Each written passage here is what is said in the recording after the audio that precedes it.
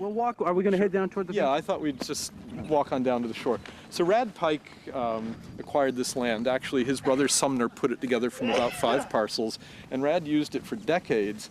And as you know, he was a horticulturist and a plant scientist, and he played out here, and he did a lot of things. Did he live out here too? No, he didn't. He didn't live out here. He lived in. He had one of the big houses in Lubec, and that's where he spent summers in town.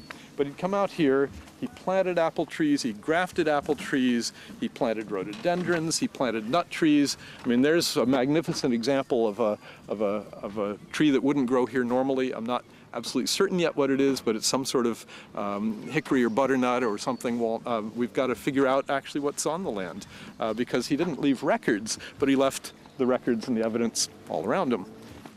So what kind of a guy was this guy? Well, you know, I moved here just 2 years after he died. It was really too bad. Everybody that I know who knew him thought he was terrific. I mean, he was the salt of the earth, but also very well educated, genteel, but warm and inviting. He always let people come out on this property. That was one of the things that people really remember about him. He never tried to keep people off. He always, in fact, welcomed them to come out, hunt, pick apples in the fall. Can people still do that now? That's right, they can. Well, what happens if it becomes a park? If you guys take it over, will people still be able to hunt out here, though? I think park maybe conjures up a bit more restrictions. Yeah, it's going to stay as open natural land, and in fact, hunting and fishing will be allowed because we're using, in part, land for Maine's future monies, and that requires that the land stay open for hunting, fishing, and trapping.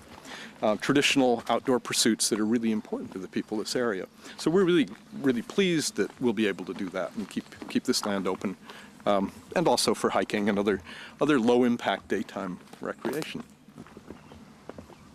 Do a lot of people know about this place? I mean, well, the old-timers know about it. The old-timers know about it. And the people maybe that just, I'm getting to be an old-timer, so the people my age and up know about it. As with so many pieces like this, I think people have sort of lost a bit of interest in the outdoors to some extent, and so the sort of local knowledge is less than it was, and that's one reason we want to have the picnic here and just welcome people to the place. It's a property some people want to be reintroduced to. Some people remember it from when they were kids, but maybe haven't come out since. Yep. And we want them to know that it's going to be here for them. That this land once was farmland or cleared land. Oh, it was. And so in there's one very large, big old spruce that was probably left in the middle of a field at one point. You got down here. If you were here in 1900, there'd be hardly a tree around. It would have all been hay fields, pasture, grazing. This was one of the old saltwater farms, and now, of course, a lot of it is wood. But those fields are kind of the remnants of the old farm and gives some of the character to the landscape. This is an old apple tree growing up in what was once a cleared field with orchard, and now you've got the apple tree struggling to hang on in the midst of young woods. And this is really typical of the landscape around here, and actually is wonderful for wildlife because the spruce grouse, the partridge come out, as they call them around here. Deer feed on these, bear feed on them. The apples are just fantastic for wildlife. Is this what you do for a living? I do. I was got the organization started in 1987. That's when we were founded. Yeah. I was the first president, and a year later became a very part-time staff of one. Yes. And it was only in 1999 that I was able to go full-time, but it is my full-time job. Oh, good for you. Where do you live? I live in West Lubec, just out on Cobscook Bay. Yep. On one of the inner bays. Yep. You can hear there's quite a lot, even now when it's very quiet. This is not a good time of year for bird song, but there are a lot of birds around. There actually is, isn't there? It's wonderful bird habitat. And it'll fill, by the time it's full, it'll be coming up over the salt marsh. On a high tide, it'll come right up in here. This is all tide rack right here. Mm-hmm. But on an average tide, it'll come up, cover the lower marsh and leave the edge of the upper marsh here. And that's part of what gives Cobscook Bay its tremendous riches. There's so much current and so much change of, so much vertical change over the tide cycle that it's constantly bringing nutrients up and pulling them off the land. And it's one of the East Coast's most biologically rich environments.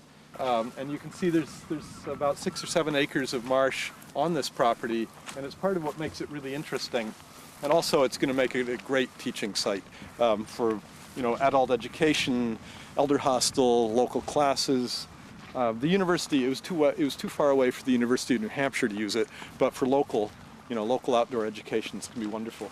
We've got such a diversity of habitats, even just in this small space. You can see the woods are petering out. There's petering out into roses. That comes down into the salt marsh. We've got these little salt pans up here where the water collects and doesn't drain out, and so they've got their special little ecosystems. And then we've got what almost is an island here, a little hardwood ridge that's a little higher than the area, than this area, and it drops down to a beach. And so you've got a great variety. And then you can't see it from here, but there's a gravel bar, which is kind of the finishing touches, the gravel bar and the tidal inlet. This is an area where we'll be inviting people down. We'll bring the trail down to the shore as you found it, and then we're going to need to figure out a way that we can get people around the edge of the marsh without creating a lot of damage from just human traffic. Salt marshes are fairly fragile, but the beach here is really firm. So if we can get people to the beach, it's going to be great for them. They can, they may be able to. I've been told that there's good swimming right off here. I haven't tried it myself, but I know there's great bird watching, and it's just a wonderful place to be out here at the edge of Cobscook Bay.